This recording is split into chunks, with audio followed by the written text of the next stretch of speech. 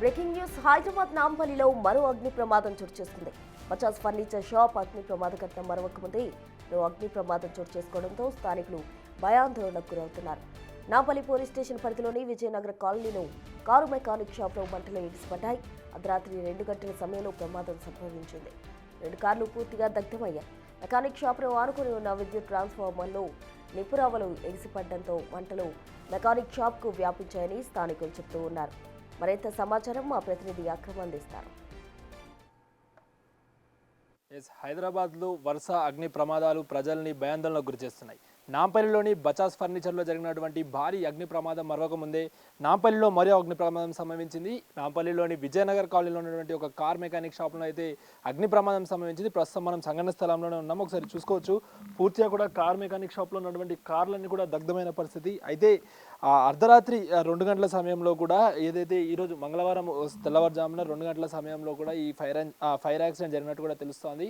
ముఖ్యంగా కూడా ఇది గిల్డ్ మల్లెపల్లి గిల్డ్గా కూడా పిలుస్తూ ఉంటారు. సో మొత్తంగా ఈ ఏరియాలో పూర్తిగా కూడా కార్కి సంబంధించినటువంటి పెయింటింగ్ కానీ డెంటింగ్కి సంబంధించినటువంటి వర్క్స్ అయితే చేస్తుంటారు. ప్రధానంగా కార్ మెకానిక్ షాప్లకు అయితే ఇది అడ్డగా మారింది. అయితే ఇందులో ఒక్కసారిగా కూడా రాత్రి 2 గంటల సమయంలో స్పార్కిల్స్ రావడంతో కూడా ఒక్కసారిగా మంటలు కూడా ఎగిసిపడ్డాయన్నట్టు కూడా చెప్తున్నారు. అయితే మెకానిక్ షాప్లో 2 కార్స్ ఉండడంతో ఆ కార్లు పూర్తిగా కూడా దగ్ధమైన పరిస్థితి ఒకసారి మనం విజువల్స్లో చూస్తున్నాం. ఒకసారి కార్ల దాని రూపాంతరం చూస్తే మొత్తంగా కూడా కాలిపోయింది. ఎక్కడికక్కడ కూడా దగ్ధమైపోయిన పరిస్థితి. 2 కార్లు ఏదైతే మెకానిక్కి రిపేరింగ్ కోసం ఇచ్చినటువంటి 2 కార్లు కూడా మొత్తంగా కూడా తగలబడ్డ పరిస్థితి కనిపిస్తోంది. ఒకటేసారి మంటలు ఎగిసిపడడంతో కూడా స్థానికులు వెంటనే గమనించి అటు పోలీసులకు అదేవిధంగా ఫైర్ సేఫ్టీ అధికారులకు సమాచారం ఇవ్వడంతో దాదాపు 3 ఫైర్ ఇంజన్ల సహాయంతో కూడా అగ్నిమాపక సిబ్బంది దాదాపు 40 నిమిషాలు కూడా ప్రయత్నించి మొత్తంగా ఫైర్ని అయితే అదుపులోకి తీసుకున్నారు. ఒకసారి మనం ఇటు గమనిస్తే మెకానిక్ షాప్ పక్కనే ఒక మనకి ట్రాన్స్ఫార్మర్ కూడా కనిపిస్తుంది. ఒకసారి మనం విజువల్గా చూసుకుంటే ఈ ట్రాన్స్ఫార్మర్లో అయితే ముందుగా కూడా ఫైర్కి సంబంధించినటువంటి స్పార్కిల్ స్టార్ట్ అయినట్టు కూడా తెలుస్తుంది. ఒకసారి మనం చూసుకోవచ్చు,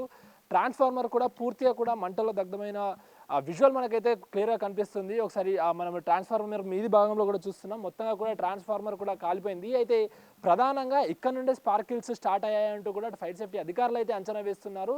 సో దీనికి దాదాపు ఒక 2 మీటర్ల గ్యాప్ కూడా లేదు. మెకానిక్ షాప్ అదేవిధంగా ట్రాన్స్ఫార్మర్ 2 మీటర్ల గ్యాప్ కూడా లేదు, మనం క్లియర్గా చూస్తున్నాం. అయితే ఈ స్పార్కిల్స్ వెంటనే పక్కన ఉన్నటువంటి ఆ కార్ల పైన కూడా పడడంతో ఒక్కసారి కూడా కార్లన్నీ కూడా మంటల్లో కూడా దగ్ధమైనట్టు కూడా తెలుస్తోంది. అయితే ఇటు ఫైర్ సేఫ్టీ అధికారులు అయితే వచ్చేసరికి పూర్తిగా కార్లు మొత్తంగా కూడా దగ్ధమైపోయినట్టు కూడా తెలుస్తుంది. ఇది మేజర్ ఫైర్ యాక్సిడెంట్కి రీజన్ అంటే ఇక్కడ బండిల్ ఓల్డ్ పాత బండిల్స్ ఉన్నాయి.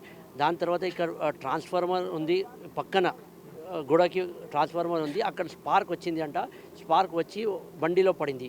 ఆ బండి మొత్తం 4 వీలర్ మొత్తం కాలిపోయింది. దాంతో ఇట్లా స్ప్రెడ్ అయింది.